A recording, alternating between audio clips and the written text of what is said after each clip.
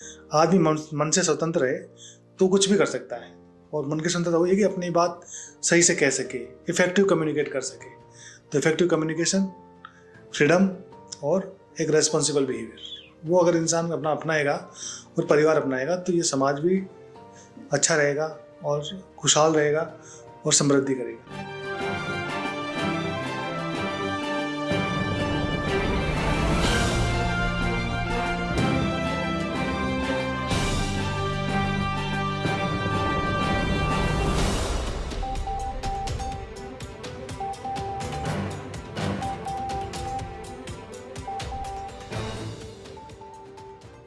नमस्कार दोस्तों, दिल की बात आपसे सब तक फिर से नया एपिसोड, नई शख्सियत और नई जानकारी। आज जिस मुद्दे पे हम बात करने जा रहे हैं वो हमारे मानसिक स्वास्थ्य से जुड़ा हुआ मुद्दा है, और मेंटल हेल्थ किस तरह से और किस कदर हमारे लिए जरूरत है ये आप भली बात जानते हैं। मैं आज जिनसे मिलने जा रहा हूँ या जिनसे आपको मुखातिब करने जा रहा हूँ, उनका नाम है डॉक्टर गजानन वर्मा, जो कि वरिष्ठ मनोचिकित्सक हैं, सवाई मानसिक चिकित्सालय जयपुर में कार्यरत है, जिला नोडल अधिकारी हैं जयपुर में राष्ट्रीय मानसिक स्वास्थ्य कार्यक्रम, और एक एनजीओ से भी वो जुड़े हुए हैं जिसका नाम है आनंद नशा मुक्ति एवं मानसिक स्वास्थ्य संस्थान अचरोल जयपुर। इसकी सबसे अच्छी बात यह कि इस एनजीओ की स्थापना आपके पिताश्री श्री भगवान साई वर्मा द्वारा की गई थी, जिसका मुख्य उद्देश्य है नशा व मानसिक रोगों के प्रति जन साधारण को जागरूक करना और उनको समाज की मुख्य धारा से जोड़ना।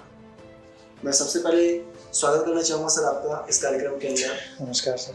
और सर, वाकई में जो काम आप कर रहे हैं, मुझे नहीं लगता कि इस तरह के कार्य को करने के बाद में किसी को भी मेंटल हेल्थ को लेकर टेंशन करने की जरूरत है, बिकॉज आप जिस मुद्दे पर काम कर रहे हैं उसकी आज के दौर में तो सबसे ज्यादा जरूरत है।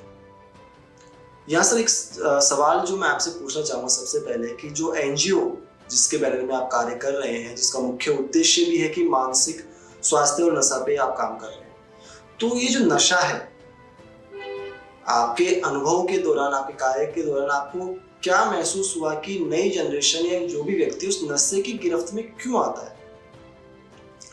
बहुत बढ़िया सवाल किया आपने सर। देखो बहन, जो अपन बात करें वो करेंगे टोटल मानसिक स्वास्थ्य की जी। और नशा कोई अलग नहीं है। जब एक साइकेट्री में हम पढ़ते हैं तो एक चैप्टर है कि सब बीमारियों में एक मानसिक बीमारियां जितनी हैं उनमें एक नशा एक पार्ट है। तो 10% जो मानसिक बीमारियां हैं वो नशे की वजह से होती है। मतलब एक जो ICD होती है, हमारी एक किताब होती है, इंटरनेशनल क्लासिफिकेशन ऑफ डिजीजेज, तो उसमें 10 बीमारियां केवल नशे के द्वारा होती है, वो पढ़ाया गया जाता है हमको।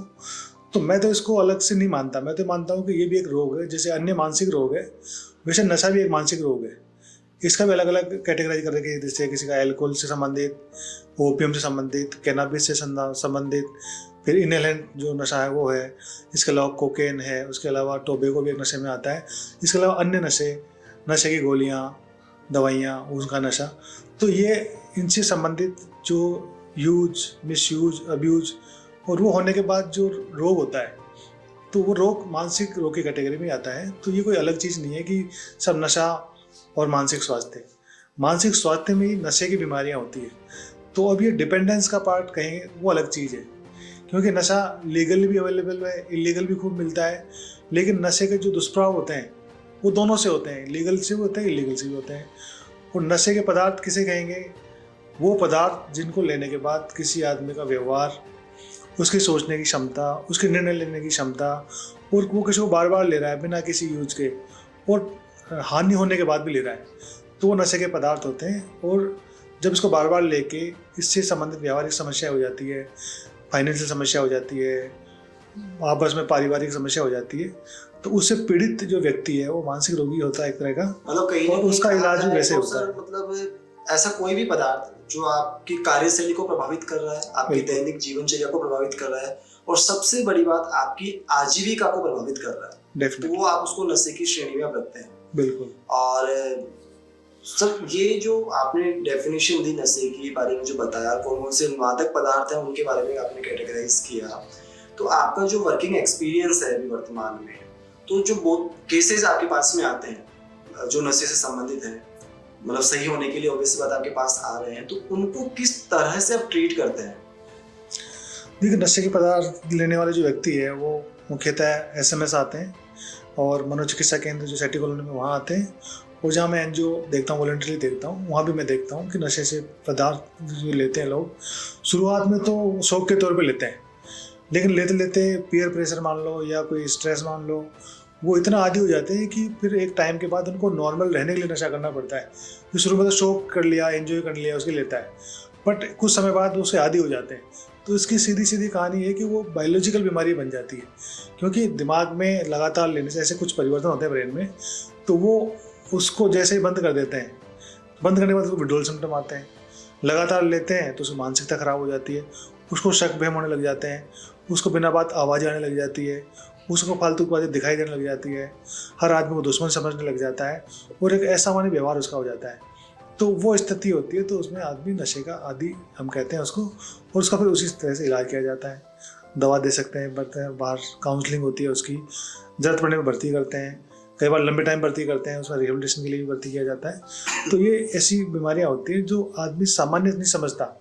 लोग समझते हैं यार इसको समझा दो, इसको मार लो पीट लो, ये नहीं समझ रहा, इसको इधर ले जाओ उधर ले जाओ, किसी देवता का चक्कर पड़ रहा होगा। तो जो समाज में भ्रांति है, उस भ्रांति को मिटाना मुख्य उद्देश्य एक साइकियाट्रिस्ट का होना चाहिए, और मेरा भी है। सर, इसमें आपने एक बात बताई जो कहीं ना कहीं हमारे मानसिक स्वास्थ्य को इंडिकेट कर रही है, मेंटल हेल्थ को, जो नशा है।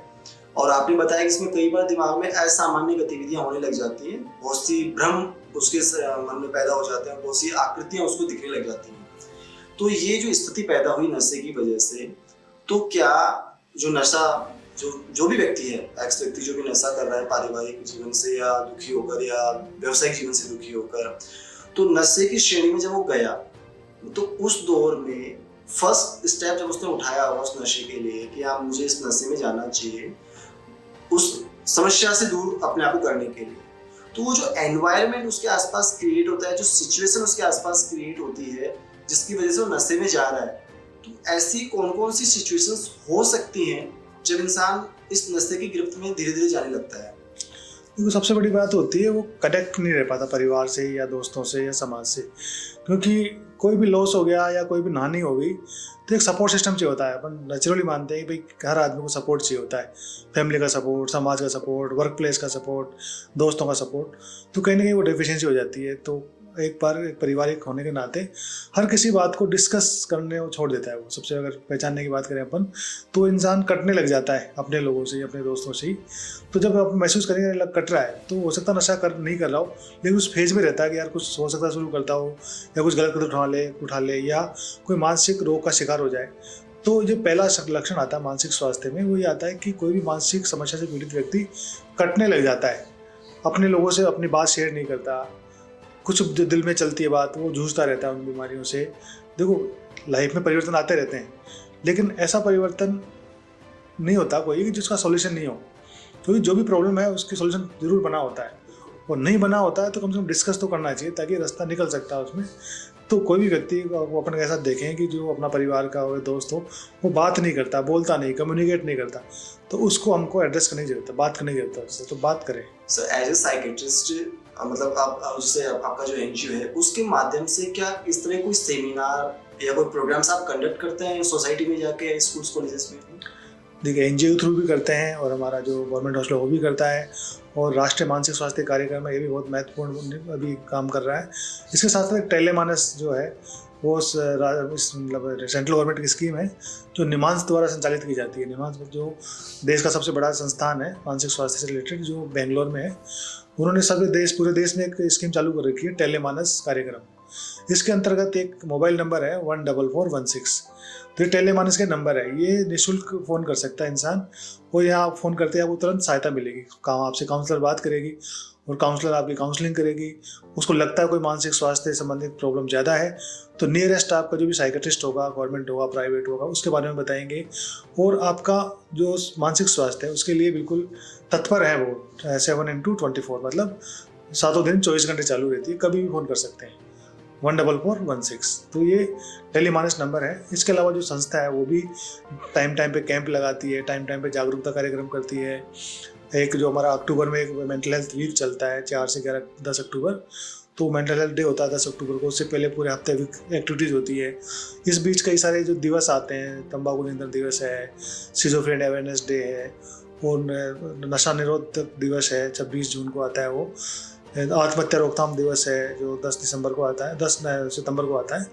तो ये कई सारे कार्यक्रम चलते हैं, NGO भी चलाते हैं, मनोचिकित्सा केंद्र द्वारा भी चलाया जाता है, और राष्ट्रीय मेंटल हेल्थ जो प्रोग्राम है वो भी कई जगह आयोजित करता है।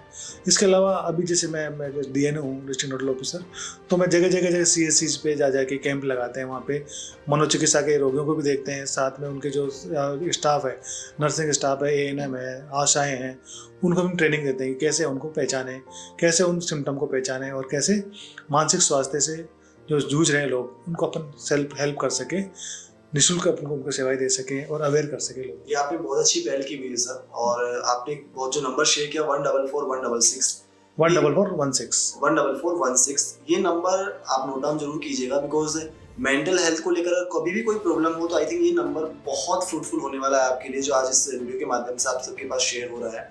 सर एक पॉइंट इसमें आपने भी शेयर किया, आत्महत्या।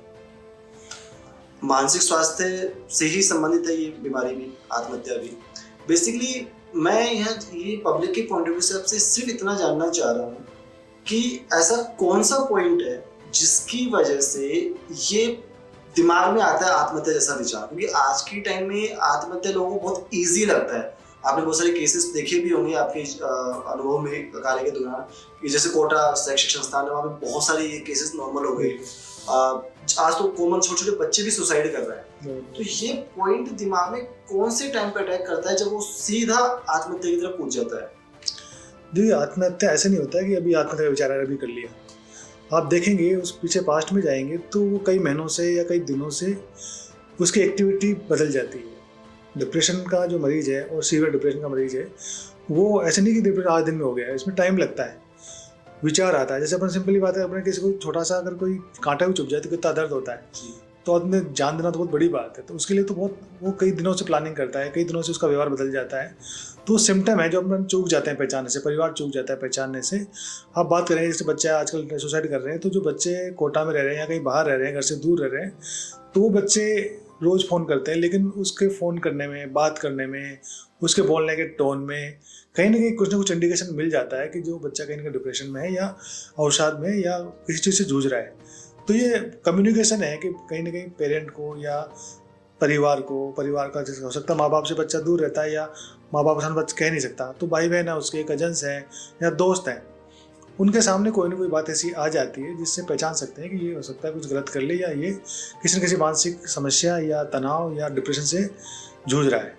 तो उसके मुख्य लक्षण ये होते हैं कि decrease activity, decrease energy, decrease interest, low mood और होपलेसनेस, हेल्पलेसनेस। ये जो सिम्टम्स है ये दिख जाते हैं किसी न किसी तरीके से। तो अपन ऐसा कोई व्यक्ति या अपना कोई भी इंसान अपने को ये समस्या से जूझ रहा हो या उसमें ऐसे लक्षण मिले तो हमको पहचानना चाहिए, उससे बात करने की कोशिश करनी चाहिए, और मनोचिकित्सक से हेल्प ले सकते हैं, काउंसलर से हेल्प ले सकते हैं, उसका इलाज कर सकते हैं और उसकी जान बचा सकते हैं। सर एक छोटा सा मेरा सजेशन कह सकते हैं या मतलब रिक्वेस्ट कह सकते हैं कि क्या कोई ऐसा प्रोजेक्ट हम ला सकते हैं शिक्षा के क्षेत्र में कि काउंसलिंग या मनोचिकित्सक का वहाँ होना एक तरह से कंपल्सरी हो जाए, ताकि आत्महत्या काफी हद तक रुक जाए?